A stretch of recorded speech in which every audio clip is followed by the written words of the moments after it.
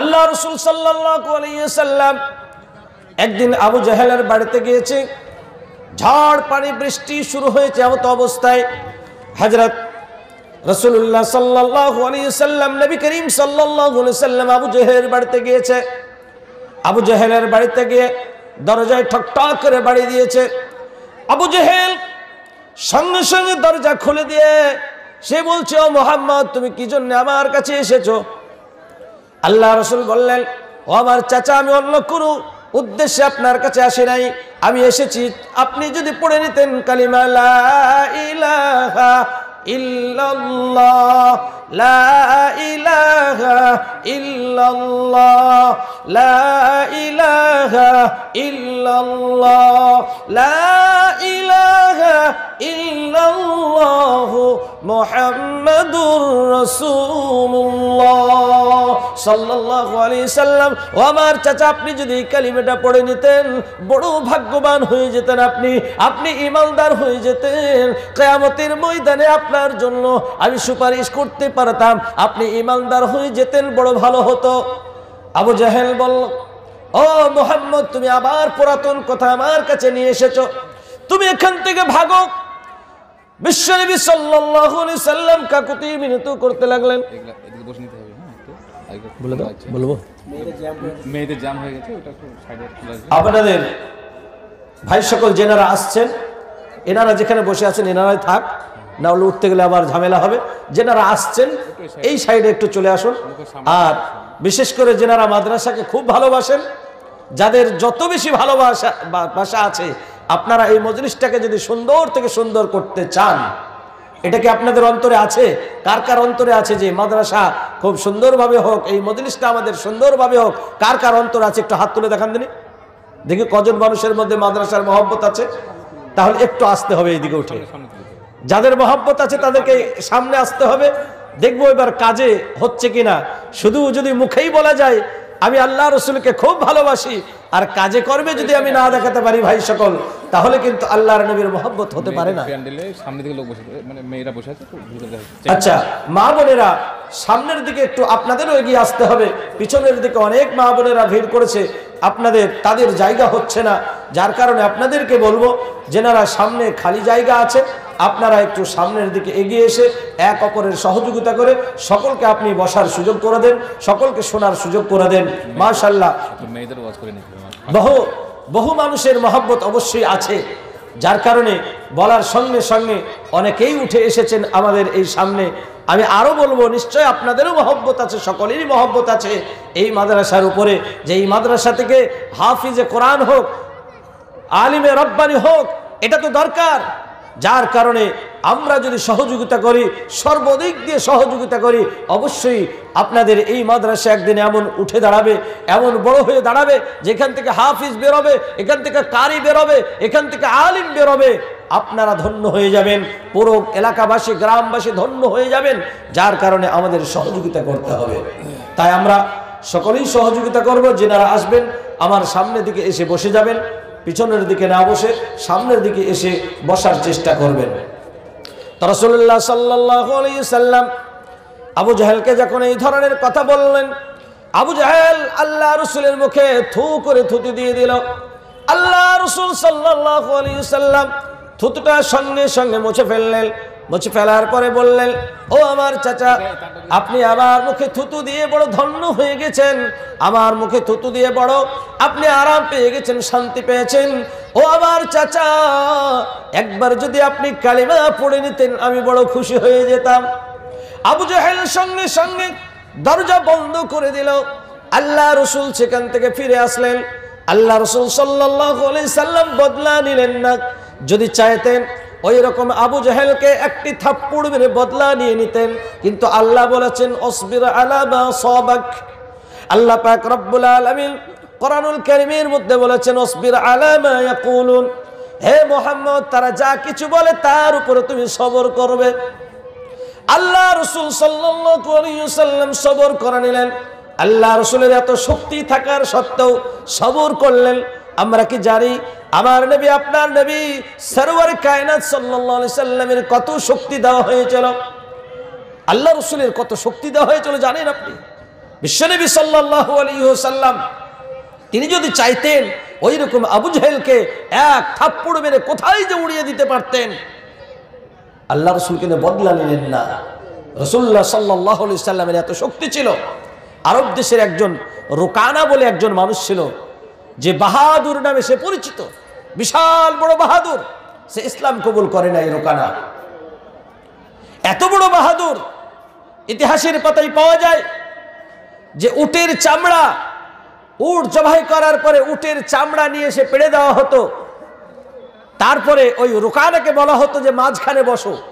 রুকানা মাঝখানে বসতো, একটা ওয়েট নিয়ে বসতো, নিজের ভার সমূহকে পুরো আরো চাপ দিয়ে দিত ওই মাটির উপরে, আর চতুর্দিক থেকে 10 জন উটের চামড়াটা ধরে টানতো। উটের চামড়া ফটফট করে ফেড়ে যেত, কিন্তু রুকানা উঠতো না। রুকানাকে উঠানো সম্ভব হতো না। এই ধরনের এত শক্তিশালী রুকানা ছিল। আমার নবী সাল্লাল্লাহু আলাইহি ওয়াসাল্লাম রুকানার কাছে গিয়ে বললেন, ও রুকানা, তুমি যদি ইসলাম কবুল করতে কত ভালো হতো বলো তো। আল্লাহ পাক রব্বুল আলামিন তোমাকে এত শক্তিশালী করেছেন, এত শক্তি দিয়েছেন। আল্লাহ পাক রব্বুল আলামিনের বড় নিয়ামত তোমাকে দিয়েছে। তুমি যদি ইসলাম কবুল করে নিতে কতই না ভালো হতো। রুকানা বলে, মুহাম্মদ, ও মুহাম্মদ, তোমার কথা শুনে আমি কেন ঈমান আনবো? তুমি তো আমার থেকে বড় নও। বলে, কোন দিক দিয়ে বড় নই? বলে, রুকানা বলছে, ও মুহাম্মদ, তোমার থেকে আমার শক্তি আমাকে বেশি দিয়েছে, অতএব তোমার কথা কেন আমি মেনে চলবো? তোমার অধীনে কেন আমি হব? তোমার অধীনস্থ কেন আমি হব? ও মুহাম্মদ, তোমার কি আমার থেকে বেশি শক্তি আছে নাকি বলো? বিশ্বনবী বললেন, ও রুকানা, তোমার নাকি আমার থেকে বেশি শক্তি আছে? বলে, হ্যাঁ শক্তি আছে, অবশ্যই আমার শক্তি আছে। বলে, কোন দিক দিয়ে তোমার শক্তি আছে? বলে, কুস্তির দিক দিয়ে আমার তোমার থেকে বেশি শক্তি আছে। রুকানা বলল, ও মুহাম্মদ, তুমি যদি আমার সঙ্গে কুস্তিতে আমাকে পেড়ে ফেলতে পারো, আমাকে যদি তুমি পাকসাটা দিয়ে পেড়ে ফেলো, আমাকে যদি নিচে করে ফেলো, তাহলে তোমার হাতে হাত দিয়ে আমি ইসলাম কবুল করে নেব। আল্লাহ রাসূল বললেন, ও রুকানা, তুমি কখন আমার সঙ্গে কুস্তি নড়বে বলো? রুকানা ভয় খেয়ে গেছে। আরব দেশের মধ্যে কেউ এমনটা বলতে পারে না যে আমার সঙ্গে কেউ পাঞ্জা লড়বে, আমার সঙ্গে কেউ কুস্তি লড়বে, এমনটা তো কেউ বলতে পারে না। মুহাম্মদ কেমন ভাবে বললো আমার সঙ্গে পাঞ্জা লড়বে? ওই রুকানা বলল, মুহাম্মদ, আমি তো তৈরি আছি, আমি তো পুরুষ নই যে আমি বলবো আগামীকাল লড়বো, আমি বলবো পরশু লড়বো। আমি তো এমনটা পুরুষ নই, আমি তো এই মুহূর্তেই লড়তে রাজি রয়েছি। আল্লাহ রাসূল সাল্লাল্লাহু আলাইহি সাল্লাম বললেন, তাই নাকি রুকানা? তাহলে এক্ষুনি হয়ে যাক। তোমার শক্তি বেশি না, আমার শক্তি বেশি আল্লাহ আমাকে দিয়েছে, এক্ষুনি দেখা যাক। রুকানা রেডি হয়ে গেল, আমার রাসূল সাল্লাল্লাহু আলাইহি সাল্লাম রেডি হয়ে গেলেন। হযরত রাসূলুল্লাহ সাল্লাল্লাহু আলাইহি সাল্লাম রুকানাকে বললেন, ও রুকানা, তুমি আমার হাতটা ধরে নাও, দুইজন মিলে আমরা পাড়াপাড়ি করব, দুইজন মিলে আমরা কুস্তি করব, দেখি তোমাকে আমি পারতে পারি না, তুমি আমাকে পারতে পারো। রুকানা বলল, ও মুহাম্মদ, তোমার হাত আমি আগে ধরে নিব, বুঝতে পেরেছি। তোমাকে যখন আমি পেড়ে ফেলবো, তুমি বলবা যে তুমি আমার হাতটা ধরেছিলে বলে তুমি আমাকে পারতে পেরেছো। এই কথা বলার সুযোগ রাখবো না, একসঙ্গে দুজনে হাত ধরবো, একসঙ্গে দুজনে কুস্তি লড়তে লাগবো। রাসূলুল্লাহ সাল্লাল্লাহু আলাইহি সাল্লাম বললেন, ওরে বেটা, তাই তুই লাগ, একসঙ্গে আমার সঙ্গে কুস্তি লড়তে লাগ। রুকানা তৈরি হয়ে গেল, আমার রাসূলুল্লাহ সাল্লাল্লাহু আলাইহি সাল্লাম তৈরি হয়ে গেলেন। সঙ্গে সঙ্গে দুইজন পাড়াপাড়ি করতে শুরু করলেও আল্লাহ রাসূল সাল্লাল্লাহু আলাইহি সাল্লাম এমন একটা পাকসাটা দিল, রুকানা পড়ে গেল। বিশ্বনবী সাল্লাল্লাহু আলাইহি সাল্লাম রুকানার বুকের উপরে দাঁড়িয়ে বলে, বুকের উপরে বসে বলে, ও রুকানা, বল বল, তোর শক্তি বেশি না আমার শক্তি বেশি? রুকানা বলে, মুহাম্মদ, বুঝতে পারলাম না, আমাকে তো কেউ আজ পর্যন্ত তলে ফেলতে পারে না, নিচে ফেলতে পারে না। আরব দেশের কোন এমন মহাপুরুষ নেই যা আমাকে নিচে ফেলে দেবে। মুহাম্মদ, আমাকে আর একবার সুযোগ দাও তুমি। আল্লাহ রসুল বললেন, ও রুকানা, তুই আর একবার সুযোগ নিয়ে নে। আরো একবার সুযোগ নিয়ে নিল। দ্বিতীয়বারে এমন ভাবে আল্লাহ রসুল পাকসাটা দিয়ে তাকে ফেলে দিল, পাকসাটা দিয়ে নিচে পড়ে গেছে। আল্লাহ রসুল বলছেন, রুকানা বল বল, তোর শক্তি বেশি না মুহাম্মদের শক্তি বেশি। রুকানা বলে, মুহাম্মদ তোমার কাছে হাত জোড় করে বলি, 2 বার তুমি আমাকে সুযোগ দিয়েছো, আর একবার যদি আমাকে তুমি সুযোগ দাও তাহলে আমি তোমার নিশ্চয় বলছি তোমার হাতে হাত দিয়ে আমি কালিমা পড়ে নেব, আর একবার তুমি আমাকে সুযোগ দিয়ে দাও। আল্লাহ রসুল বললেন, রুকানা আর একবারও তুই সুযোগ নিয়ে নে। তৃতীয়বার সুযোগ নিয়ে নিল। আল্লাহ রসুল সাল্লাল্লাহু আলাইহি সাল্লাম তাকে এমন একটি পাকসাটা দিল, সে মাথা ঘুরে পড়ে গেল। আল্লাহ রসুল সাল্লাল্লাহু আলাইহি সাল্লাম তার বুকের উপর উঠে বললেন, ও রুকানা বল বল, তুই আমাকে পেরেছিস না তোকে আমি পারতে পেরেছি, বল। রুকানা বলল, ও মুহাম্মদ বুঝতে পারলাম না তুমি কোন শক্তির দ্বারাই আমাকে ফেললা, এই আমার আরব দেশে তো কেউ আমাকে ফেলতে পারে না, তুমি কেমন ভাবে আমার ফেললে বলো। আল্লাহ রসুল বলেন, রুকানা রে, যেই শক্তির দ্বারাই ফেলেছি তোরে, সেই শক্তিরই তোকে আমি দাওয়াত দিই। সেই শক্তি হলো লা ইলাহা ইল্লাল্লাহু মুহাম্মাদুর রাসূলুল্লাহ। রুকানা কালিমা পড়ে ইসলাম কবুল করে নিল। আমি বলতে চাইছি, আল্লাহ রাসূল সাল্লাল্লাহু আলাইহি সাল্লামের এত শক্তি আল্লাহ পক্ষ থেকে দিয়েছিলেন। আল্লাহ পাকের রাসূল যদি চাইতেন, ওই আবু জাহেল যখন মুখে থুতু দিল একটা তামাচা মেরে দিতেন, একটা চড় মেরে দিতেন। ওই রকম আবু জাহেল কোথায় গিয়ে পড়তো বুঝতে পারতো না। তারপরেও রাসূলুল্লাহ সাল্লাল্লাহু আলাইহি ওয়াসাল্লাম তাকে না মেরে আল্লাহ রাসূল সাল্লাল্লাহু আলাইহি সাল্লাম আবু জাহেলকে বললেন, ও আবু জাহেল, তুমি যদি একবার কালিমা পড়তে তো ভালো হতো। কি আল্লাহ পাক রব্বুল আলামিন সবর দিয়েছেন আমার নবী, আপনার নবী সাল্লাল্লাহু আলাইহি ওয়াসাল্লামকে। তাই সবর করতে হবে, ধৈর্য ধারণ করতে হবে। আল্লাহ রাসূল সাল্লাল্লাহু আলাইহি ওয়াসাল্লাম তিনি আমাদেরকে শিক্ষা দিয়েছে, যে কোনো কাজে ধৈর্য ধারণ করে যদি আমরা করি সেই কাজে সে সফলতা পেয়ে যাবে। আল্লাহ পাক কোরআনে বলেছেন, ইন্নাল্লাহা মা'আস সাবিরিন, সবর করেনেওয়ালাদের সঙ্গে থাকে। আমরা অনেক শুনেছি যে সবর করেনেওয়ালাদের সঙ্গে থাকে, তাহলে কি যারা সবর করে না তাদের সঙ্গে আল্লাহ থাকে না? কি গো, আপনারা কি বলেন? যারা সবর করে না সেখানে আল্লাহ থাকে না? সেখানেও তো থাকে না। মানেটা কি? কি বলতে চাইছে আল্লাহ পাক রব্বুল আলামিন? আল্লাহ পাক রব্বুল আলামিন এটা বলতে চান যে সবর করে নিল, তার সঙ্গে আল্লাহ আছে, মানে আল্লাহর সঙ্গে তার সংযুক্ত হয়ে গেল। আল্লাহকে যেমন হারানো যায় না, আল্লাহকে যেমন পরাজিত করা যায় না, যে সবর করে নেবে তাকেও কেউ পরাজিত করতে পারবে না। যে সবর করে নেবে, যার মধ্যে ধৈর্যের মাত্রা আছে, ধৈর্য ধারণ করার মাত্রা যার মধ্যে থাকবে, সে কখনো তাকে হারানো সম্ভব হবে না। যার কারণে ধৈর্য ধারণ আমাদেরকে করতে হবে। তাই হযরত লোকমান হাকিম তার ছেলেকে উপদেশ দিয়ে বললেন, ও আমার সন্তান, ও আমার বৎস, তুমি যখন এই কাজ করবে, অপরের দ্বারে দ্বারে যখন যাবে, যখন অপরকে ভালো কাজের জন্য তুমি আসতে বলবে, তখন অনেক তোমার উপর আক্রমণ করবে, অনেক বুড়ো ভালো সব কিছু বলবে। তোমাকে সবর করতে হবে, ধৈর্য ধারণ করতে হবে। ধৈর্য ধারণ যদি তুমি না করো তাহলে কিন্তু তুমি এই কাজ করতে পারবে না। সুতরাং যে কাজই আমরা করি না কেন ধৈর্য ধারণ করতে হবে। বিশ্বনবী সাল্লাল্লাহু আলাইহি সাল্লামের উপরে এই কোরআনুল কারীম নাজিল করে দিয়ে আল্লাহ পাক রব্বুল আলামিন বলতে চান যে, হে নবী, আপনার উম্মতদেরকেও এই উপদেশগুলো আমি দিয়ে দিলাম। হযরত লোকমান হাকিম তার ছেলেকে উপদেশগুলো দিয়েছে, এর মানে এই নয় যে শুধু তার ছেলেদের জন্য ওটা আমলের যোগ্য, না না, পৃথিবীর সব মানুষের জন্য আমলের যোগ্য বলে আল্লাহ পাক রব্বুল আলামিন কোরআনুল কারীমের মধ্যে ঘোষণা করে দিয়েছেন। কোরআনের মধ্যে ঘোষণা করেছেন এই জন্য যে পৃথিবীর মানুষের জন্য এগুলো সব দরকার। তাই তিনি বললেন, অসবির আলা মা সাবাক। আরো তিনি উপদেশ দিলেন, কি বললেন? হযরত লোকমান হাকিম বললেন, ওয়ালা তুসাইর খাদ্দাকা লিন-নাস, হে আমার বৎস, মানুষের সঙ্গে যখন কথা বলবে তুমি মুখটাকে ভালোভাবে খুলে কথা বলবে, হাফ মুখ খুলে কথা বলবে না, গাল ফুলিয়ে কথা বলবে না। অহংকারীর সঙ্গে কথা বলবে না। বহু মানুষ আছে অফিসাররা যাদের মধ্যে দিন নাই, আপনি অফিসারদেরকে কোনো একটা কথা জিজ্ঞাসা করেছেন, সে মুখে ভালো করে কথাই ভালোভাবে তার মুখ দিয়ে বেরোবে না, কি বলতে চাইলো আপনি কিছুই বুঝতে পারবেন না, দ্বিতীয়বার জিজ্ঞাসা করলে আবার সে বিরক্ত বোধ করবে।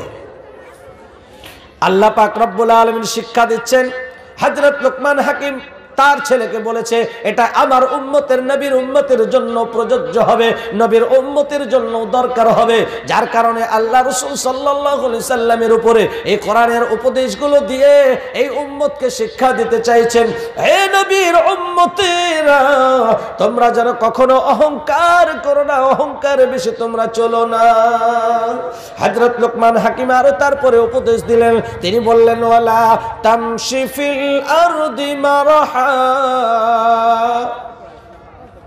বললেন, হে বৎস, কখনো অহংকারের সঙ্গে দুনিয়ার বুকে চলো না, অহংকারের সঙ্গে পৃথিবীর বুকে বিচরণ করো না।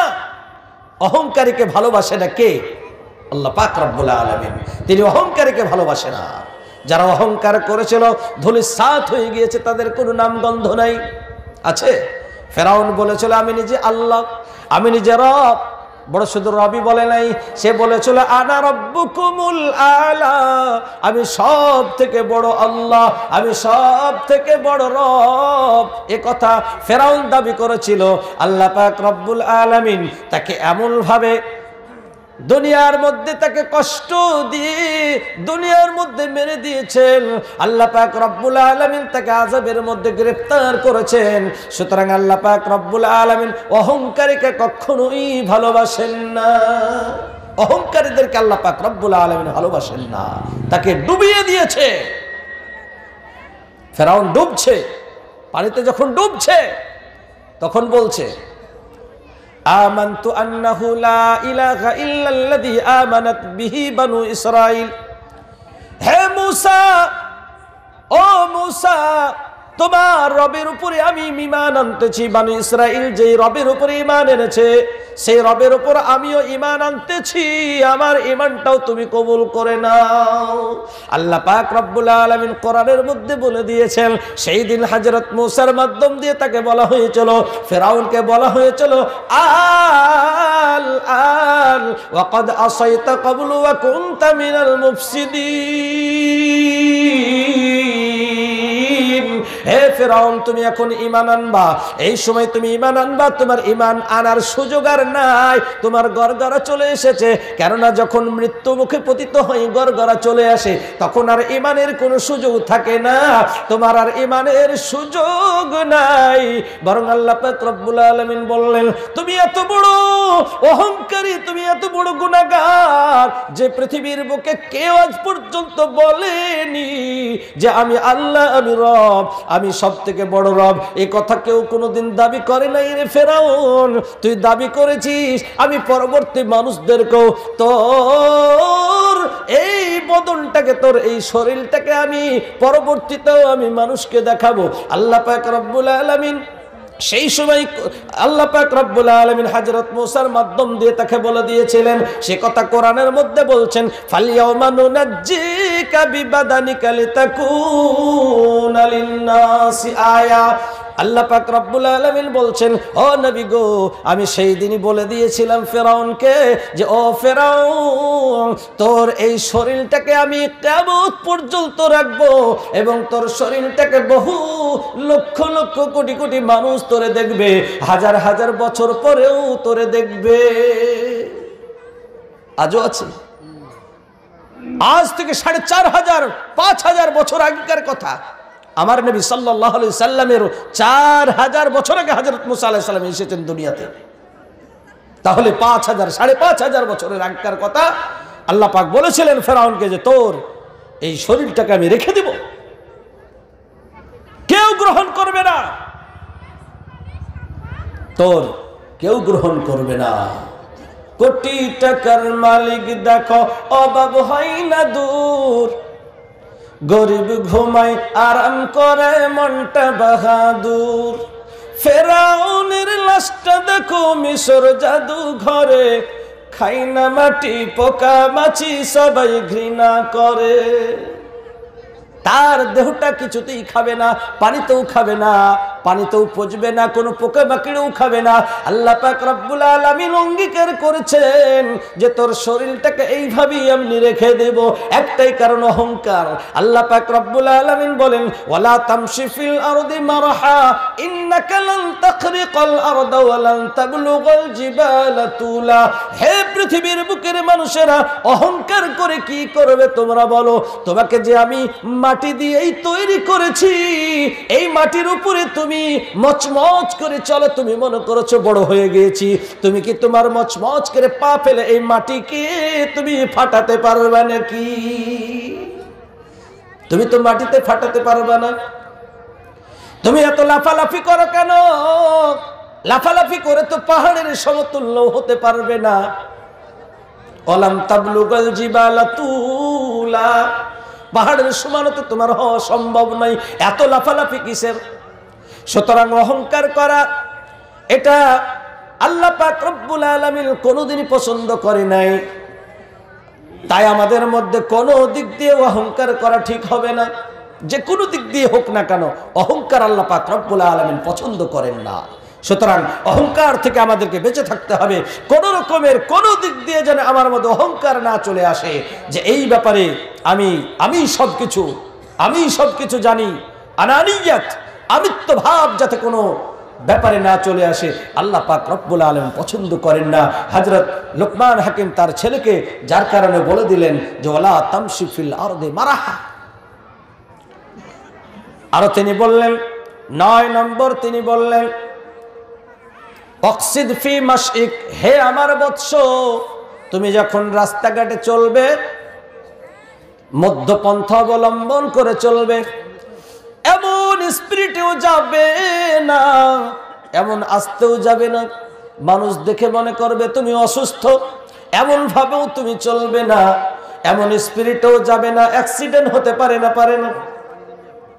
আজ থেকে কত হাজার বছর পূর্বে হযরত লুকমান হাকিম তার ছেলেকে বলেছে, সেটা আমাদের জন্য প্রযোজ্য।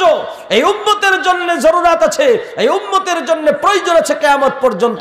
যার কারণে আল্লাহ পাক রব্বুল আলামিন কোরআনের মধ্যে তুলে ধরে দিয়ে বলেছেন যে তোমার উম্মতকেও বলে দাও, এই উপদেশগুলো অত্যন্ত কার্যকারী। অকসিদ ফি মাশইক, রাস্তায় যখন চলবে মধ্যপন্থা অবলম্বন করো। এমন নয় যে গাড়ি পেয়েছো।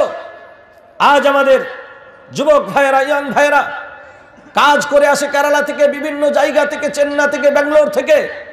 1 বছর থেকে গাড়ি যখন পায়, শুধু তারাই নয়, আমাদের যুবক ভাইরাও যারা স্থায়ী যারা এখানে থাকে তারাও করে।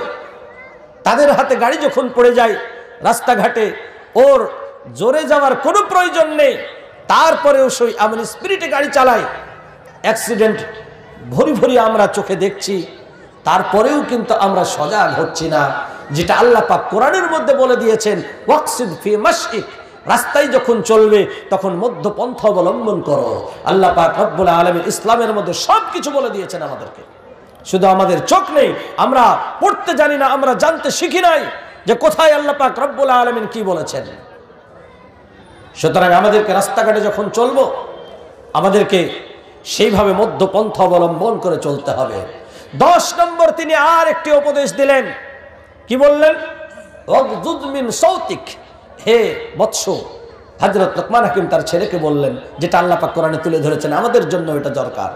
তিনি বললেন যে যখন মানুষের সঙ্গে কথা বলবে, তোমার থেকে যদি বড় মানুষ থাকে কথা বলবে, খবরদার তোমার বড় মানুষের সঙ্গে সামনে তোমার আওয়াজটা যেন উঁচু না হয়ে যায়। তোমার পিতামাতা হোক, তোমার শিক্ষক হোক, তোমার আপনার টিচার হোক, যেই হোক না কেন, তোমার থেকে বড় যদি মানুষের সঙ্গে তুমি কথা বলবে, যখন কথোপকথন করবে, এমনটা যেন না হয় যে তোমার আওয়াজটা তার থেকে বেশি উঁচু হয়ে যাবে আর মনে হবে তুমিই জানে ওকে আদেশকারী, এমনটা জানে কখনো না হয়ে যায়। এটা কিন্তু আল্লাহ পাক রব্বুল আলামিন কবুল করবেন না, আল্লাহ পাক পছন্দ করেন না। এই কথাটা কত সুন্দর কথা। আল্লাহ রাসূল সাল্লাল্লাহু আলাইহি সাল্লামের জামানায় বানু তামিমের কিছু লোক আল্লাহ রাসূল সাল্লাল্লাহু আলাইহি সাল্লামের কাছে এসেছে কোনো ব্যাপারে মাশওয়ারা নেওয়ার জন্য। তো এদের মধ্যে আমির হবে কে? হযরত আবু বকর সিদ্দিক রাদিয়াল্লাহু তাআলা আনহু, তিনি একজনের নাম করেছেন। হযরত ওমর বলছেন ইয়া রাসূলুল্লাহ, না অমুক ব্যক্তিটা আমির হলে ভালো হয়। হযরত আবু বকর বলছে না, উনি না, ইনি হওয়ার দরকার। হযরত আবু বকর বলছেন ইনি হওয়ার দরকার। হযরত ওমর বলছেন না, ইনি হওয়ার দরকার। এইভাবে দুইজনের মধ্যে দুই হস্তি, সবথেকে বড় সাহাবী হযরত আবু বকর আর ওমর, দুজনের মধ্যে একটু আওয়াজটা উঁচু আওয়াজে উঁচু কণ্ঠ হয়ে গেছে। আল্লাহ পাক রব্বুল আলামিন সঙ্গে সঙ্গে কোরআনের আয়াত নাজিল করে দিয়ে বললেন, ইয়া আইয়ুহাল্লাযীনা আমানু লা তারফাউ আসওয়াতাকুম ফাওকা সাওতিন নবী। হে মুমিনগণেরা, কখনো যেন তোমাদের নবীর উপরে তোমার আওয়াজ যেন, তোমার কণ্ঠ যেন বেশি না হয়ে যায়, উঁচু যেন না হয়ে যায়।